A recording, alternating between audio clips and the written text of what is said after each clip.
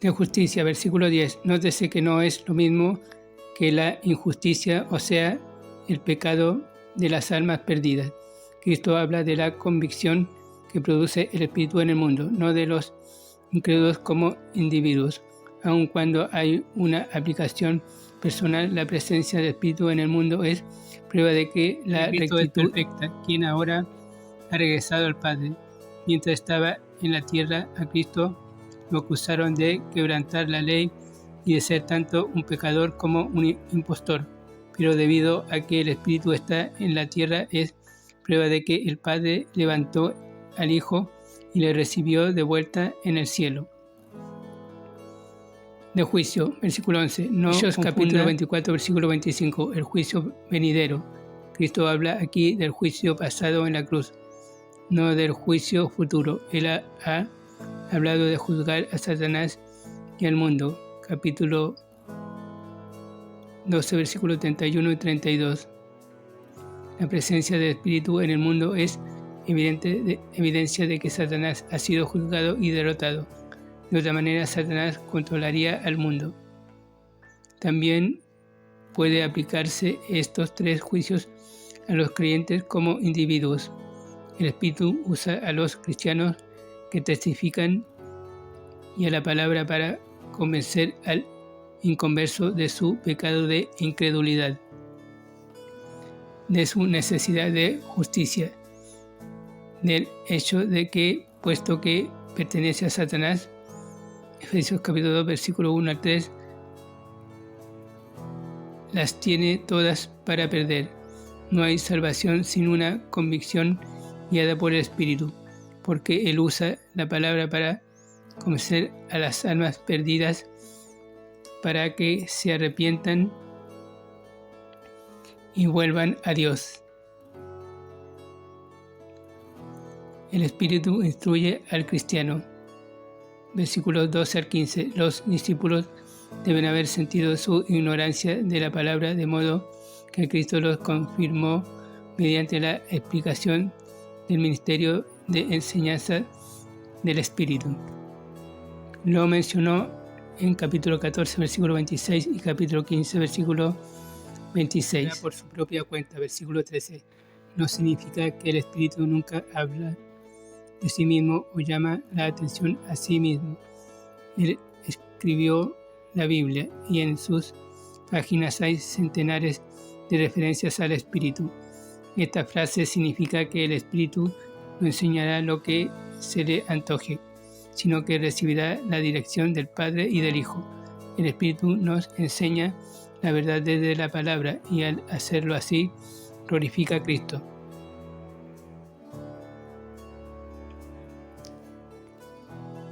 Podemos decir que el Espíritu Santo escribió un libro acerca de Él, acerca de creyentes como Él, y haya una esposa para Él. De la misma manera que podemos decir esto de Cristo.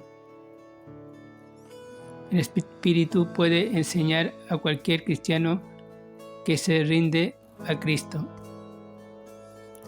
Salmos 119, versículos 57 al 104, para ver cómo Dios enseña al cristiano humilde. No cuenta mucho la edad, experiencia o educación, sino una disposición de aprender y vivir la palabra. El Espíritu estimula al cristiano, versículos 16 al 22. Los discípulos quedaron muy perturbados y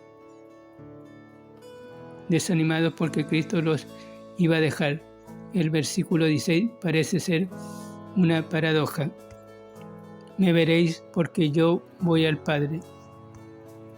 Parece que Cristo dice, debido a que me voy, ustedes me verán de nuevo, a través del Espíritu Santo. Aquí hay un significado doble. Primero, le verán de nuevo después de su resurrección de entre los muertos, pero también le verán cuando el Espíritu venga a morar con ellos. Hoy los creyentes vemos a Jesús, capítulo 2, versículo 9, por medio de la enseñanza del Espíritu de la palabra de Dios. Cristo compara los acontecimientos de sus sufrimientos al nacimiento de un niño. Al parto le sigue el gozo. Isaías capítulo 53, versículo 11 afirma: verá el fruto de la aflicción de su alma. Los discípulos en efecto lloraron y lamentaron, pero su aflicción se transformó en gozo. Hoy nosotros tenemos tristeza y sufrimiento, pero cuando Cristo vuelva, se tornará en gozo. Cristo da la clase de gozo que el mundo no puede dar, la esperanza de la vida eterna. El Espíritu ayuda al cristiano a orar, versículo 23 al 33. En aquel día tal vez se refiere al día cuando vendría el Espíritu y empezaría su ministerio entre ellos. Mientras que Cristo estaba en la tierra, los discípulos estaban acostumbrados a llevarle sus preguntas y necesidades. Cuando Cristo regresó al cielo, envió el Espíritu para ayudarles a su oración y necesidades y preguntas. Romanos capítulo 8, versículos 26 y 27.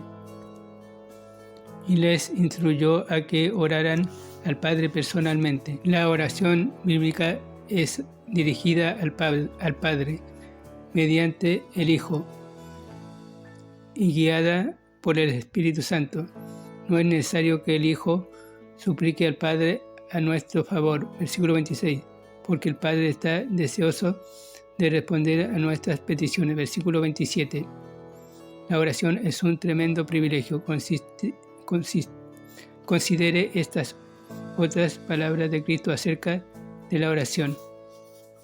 Juan capítulo 14, versículo 13 y 14, versículo 15, capítulo 15, versículo 7 y versículo 16. Conforme el creyente permite que el Espíritu le enseñe la palabra, crece en su vida de oración, porque la oración y la palabra van juntos. Judas, versículo 20, nos ordena a orar en el Espíritu Santo. Demasiada oración de hoy es carnal, pidiendo por cosas que no están en la voluntad de Dios. Santiago capítulo 4, versículo 1 al 10. Es maravilloso permitir que el Espíritu Santo nos agobie con peticiones de oración. Romanos capítulo 9, versículos 1 al 3. El Espíritu conoce la mente del Padre y puede guiarnos a orar por lo que Dios quiere darnos. Bien se ha dicho que la oración no es vencer la resistencia de Dios, es aferrarnos a su buena disposición y buena voluntad. El testimonio de los discípulos debe haber alegrado el corazón de Cristo, pero les advirtió de su próximo fracaso. Versículo 32. Qué bendición escuchar que el Señor dice: confiad. Versículo 33. Estaba a punto de ser arrestado y crucificado, y sin embargo les da paz y gozo a sus seguidores. Les promete su victoria. Yo he vencido al mundo. Versículo 33. El Espíritu tiene un ministerio especial en nuestras vidas. ¿Estamos permitiendo que lo haga a su manera?